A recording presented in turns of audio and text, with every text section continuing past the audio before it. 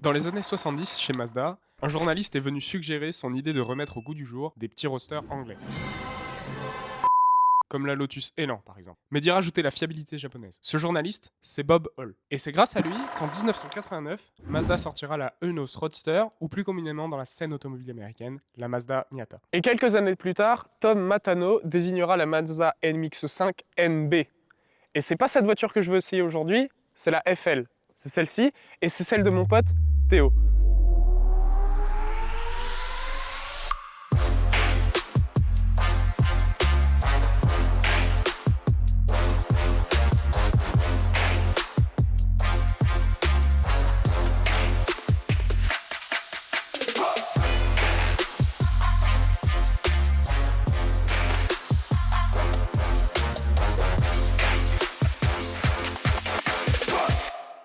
Comment il va?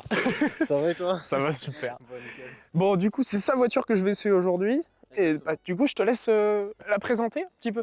Écoutez, du coup, c'est une MX-5 NDFL que j'ai depuis 2 mois et demi, bientôt, début novembre, que j'ai acheté dans un garage automobile. Alors honnêtement, j'étais pas venu du tout pour ça. Je pensais pas du tout trouver cette voiture-là dans un garage auto, vraiment. Et du coup, je suis super content de l'avoir trouvée. C'est génial, et dès que je l'ai vue, je suis tombé amoureux, surtout que j'avais le budget pour la prendre, donc j'ai sauté sur l'occasion. Et 2 semaines après, une semaine après, elle était à moi. Voilà, donc pour vous dire à quel point je me suis hâté de la prendre. Et ouais, bah ouais. Bah, c'est souvent comme ça. On tombe amoureux de la voiture et puis on la prend directement. Aïe aïe aïe. Bon, du coup, je tenais d'avance à m'excuser pour la pluie. On va faire ce qu'on peut. Le setup, je mettrai une photo là maintenant de Théo avec un parapluie. J'aurais bien aimé pouvoir vous dire en détail pourquoi j'aime la MX-5 NB, et je pense même pareil pour toi. Mais comme on n'est pas pro sur expliquer pourquoi, je pense que le mieux, c'est directement qu'on monte dans la voiture et qu'on vous montre en vrai ce qu'on ressent dedans.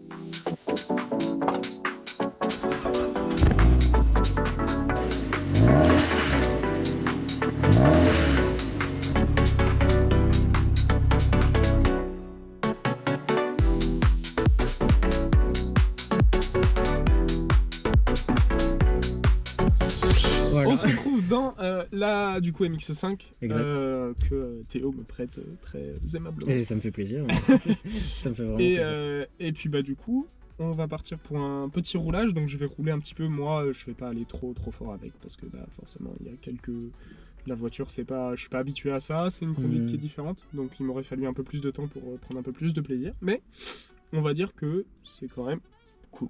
Ouais. Bah on va partir là globalement tout de suite, et puis on va discuter, donc ça fera un peu podcast, donc ceux qui aiment les podcasts aussi sont très Ouais. ils vont avoir un peu de kiff quoi, ils vont avoir un truc à regarder, moi j'aime bien, et puis ça fait un autre format que j'essaye sur la chaîne. Là c'est beaucoup plus long, donc on a le temps de parler, on a le temps de discuter, et puis on a le temps globalement de vous faire rentrer un peu dans notre intimité à nous, dans C'est notre ça. vie perso. Ça nous permet de créer un vrai lien derrière avec la communauté. Tout à fait. Et puis moi, ça me permet aussi de créer un peu plus un lien avec vous qui Ouais. regardez. Voilà. Parce que bon là aujourd'hui, c'est majoritairement des gens qui me connaissent dans la vraie vie aussi qui me regardent. Mais on va dire que il y a certaines personnes quand même qui me regardent, qui sont pas abonnés et qui n'ont pas de lien avec moi. Et je pense que c'est aussi un frein, du coup. Ce qui fait que les gens ne s'abonnent pas, c'est peut-être parce qu'ils me connaissent pas. Et ben maintenant, ils me connaîtront un peu plus. Exact. Voilà. Donc, Bon, nickel. donc on part. Bon, et ben là on se retrouve du coup à bord de la petite MX-5. Exactement. Donc tu l'as depuis presque 2 mois. Et là, ouais, je l'ai récupéré début novembre, et du coup, ça fait 2 mois et quelques là.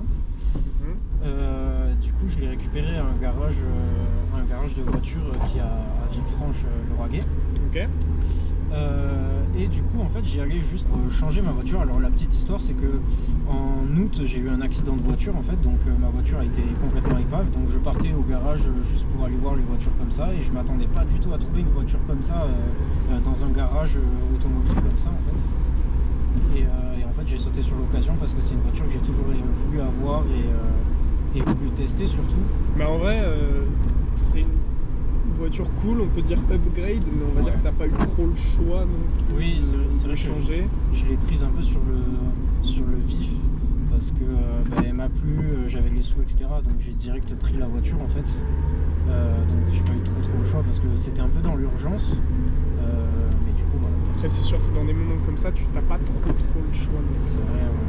Enfin, dans les 2 mois, il y a des petites anecdotes. Là, le rétro, c'est pas toi qui l'as fait, qui l'as fendu. Le rétro, en fait, j'ai dû l'acheter un peu dans l'état dans lequel elle est, ce qui est un peu dommage parce que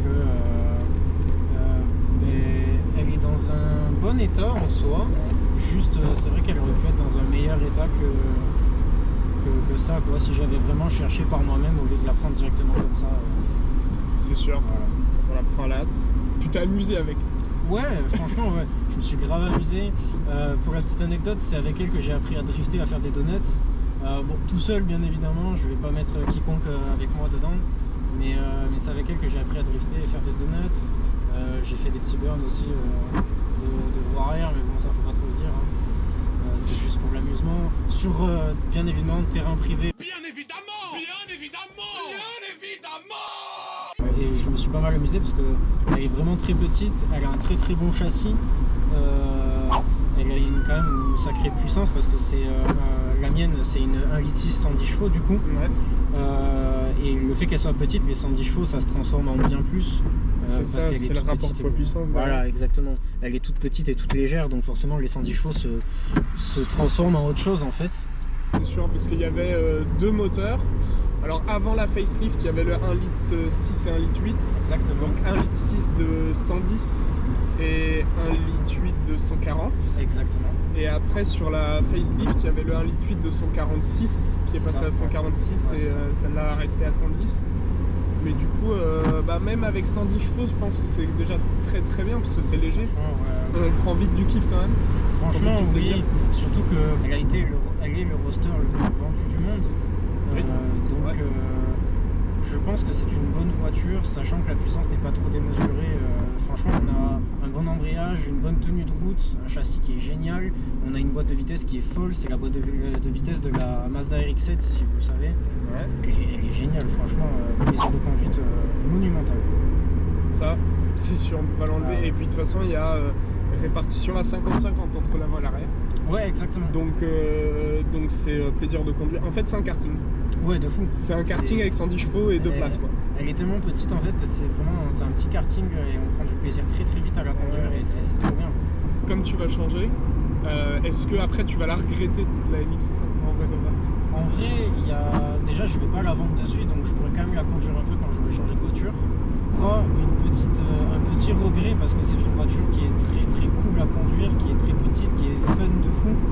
Donc je pense qu'il peut y avoir un petit regret, mais vu comment l'autre voiture que je vais avoir me plaira et que vous verrez sur cette chaîne parce que je lui prêterai quand même, je pense que la façon dont elle va me plaire, elle surpassera carrément celle-là et déjà niveau esthétique je la trouve 1000 fois mieux que celle-là. Ok. Donc elle me plaît beaucoup plus, c'est plus dans mon style, c'est beaucoup plus dans ce que j'aime, donc c'est vraiment nickel pour moi. Pardon, désolé, j'ai coupé la route, hein, piéton finalement. Désolé. Pas grave, Théo a fait la même chose. Voilà. C'est un truc de Théo finalement. Toi qui aimes les voitures, Ouais. du coup, comme nous, Exact. et je pense que c'est un des trucs qui nous unit aussi vachement là-dessus. Ouais, Je pense que c'est vraiment un truc qui fait des relations auprès de tout le monde. Donc si vous avez une passion, franchement, allez-y dedans à fond et Ouais. parlez aux gens qui ont la même passion. Parce que c'est vachement... ça crée vachement de liens.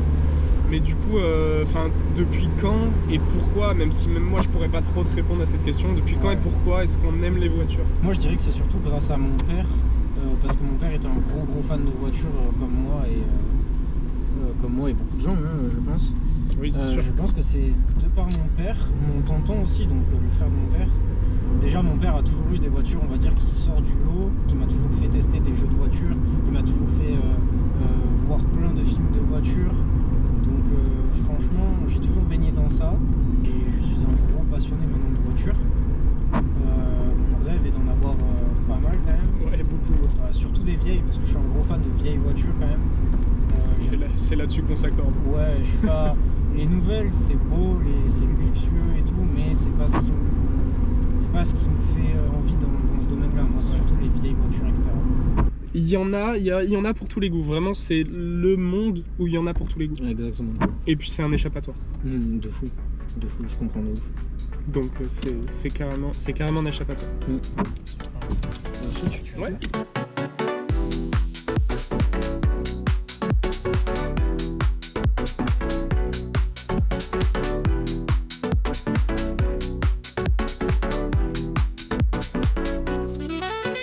C'est le moment où je conduis une nouvelle voiture que je peux ajouter à mon répertoire. Exactement, mec. Bon, du coup, premier avis, comment tu te sens niveau siège? Putain, niveau conduite, c'est un karting.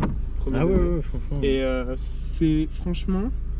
c'est la position de conduite est très proche du sol.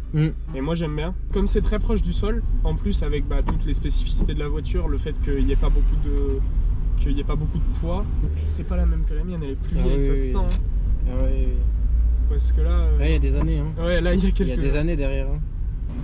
Mais du coup, avec toutes les spécificités de la voiture, je trouve, de ce que j'en connais en tout cas, c'est une voiture qui est, je pense, vachement permissive. Ouais. On peut apprendre beaucoup de choses. Franchement, oui. Je pense que c'est une voiture qui est beaucoup une voiture école. Exact. Dans le monde de la bagnole. Pour tous ceux qui aiment la bagnole, je pense que un MX5, une MX5, peu importe comment vous le dites, c'est une voiture qui apprend aux gens les bases, je pense, de la conduite et des rudiments. Surtout un peu de la conduite plaisir, parce que la conduite, n'importe quelle voiture vous apprend à conduire. Mais la conduite plaisir, je pense que c'est vraiment quelque chose de différent avec cette voiture. Ce qui fait qu'on a quand même un roadster sportif. Même s'il n'y a que 110 chevaux et qu'il y a beaucoup de voitures qui ont plus de 110 chevaux. Genre dans une Citroën C2, on pouvait avoir 110 chevaux à l'époque. Et pourtant, c'était pas non plus une voiture de sport à proprement parler. Dans une Citroën C3, on peut avoir 110 chevaux. Dans un Tiguan, on peut avoir 110 chevaux. Et pourtant, ça n'en fait pas des voitures plaisir. Et ça, oui, j'ai conduit, moi, alors ça n'a rien à voir, mais c'est une de mes seules références parce que c'est la seule voiture que j'ai conduite qui a 110 chevaux. Ouais, bien sûr. Et c'est la 206 de Lucas. Ok. Que j'essaierai peut-être sur la chaîne, je vais essayer de voir avec lui parce que c'est quand même une voiture qui est sympa, on va dire. C'est un jeune permis qui est cool. Ouais, exact. Aussi. Déjà, il y a beaucoup moins cette sensation de vitesse. Là, à 80, il y a un peu tout qui vibre. Ouais. Tu vois, il y a le toit qui bouge, on entend le bruit, on entend vachement le pot d'échappement. Et en fait, on a l'impression d'aller beaucoup plus vite que dans l'autre. Le seul petit bémol, on va dire, c'est quand il y a une capote comme ça, on entend vachement l'extérieur, etc. C'est pas très insonorisé. Et surtout, c'est l'hiver, il fait super froid dedans. Et l'été, du coup, il doit faire super chaud dedans. Donc après ça, l'été, on s'en fiche, on décapote et voilà. Mais l'hiver, ouais, c'est vrai que c'est un petit truc. Le point fort, on va dire, de la voiture l'hiver, je n'ai jamais vu un chauffage chauffer autant et si vite que ça. Vraiment, c'est quelque chose qui m'a choqué quand j'ai acheté la voiture. Le chauffage chauffe à une vitesse et surtout à une température mais énorme. Moi, je prends du plaisir. Ouais. Même si je roule pas vite, tu vois. Je suis à 80, je suis sur une route, je vais juste tout droit. Rien qu'à 80 sur une route de campagne, ça suffit largement. Ah oui, c'est sûr. C'est génial. Vaut mieux rouler vite avec des voitures qui sont pas faites pour aller vite. Ouais. Que rouler vite avec des voitures qui ont beaucoup de chevaux et qui peuvent t'emmener vite. Exact. Parce qu'avec des voitures qui ont beaucoup de chevaux, justement beaucoup de puissance. Alors sur un circuit c'est différent. Parce que avec une GT3, enfin une GT4 RS, même elle a beaucoup de chevaux, elle est lourde, mais elle a suffisamment de chevaux pour compenser, du coup. Ouais. Mais sur circuit on prend quand même beaucoup de plaisir. Toi en McLaren, je pense que tu as pris beaucoup de plaisir aussi. J'ai pris énormément de plaisir, c'était génial. Moi avec une MX5 là, même si je suis sur la route, on est beaucoup plus proche de la voiture en fait. Je trouve qu'aujourd'hui les grandes berlines sportives notamment, mais même les grandes voitures sportives de notre époque, je trouve qu'elles sont très... Alors il y en a certaines qui sont très aseptisées comme la GT3 RS, ou la GT4 RS, mais après je trouve que les autres, elles sont moins proches de la route en fait. Okay, il y a beaucoup plus d'aides et beaucoup plus de barrières qu'il y a entre toi et la route. C'est ça. Que du coup il n'y a pas forcément... t'as pas forcément le même feeling dans une MX5 que dans une Porsche. C'est ça. Alors une Porsche est très cool, ouais. Mais une MX5, plaisir de conduite, c'est pas cher. c'est fiable, c'est relativement ok pour l'entretenir, et oui, bah, pour un jeune, c'est top, quoi, pour le coup. Bah, moi, si demain j'ai des enfants et qu'ils veulent s'acheter une voiture un peu cool, en vrai de vrai, je ne mets pas une croix sur une MX-5. Ah oui, franchement,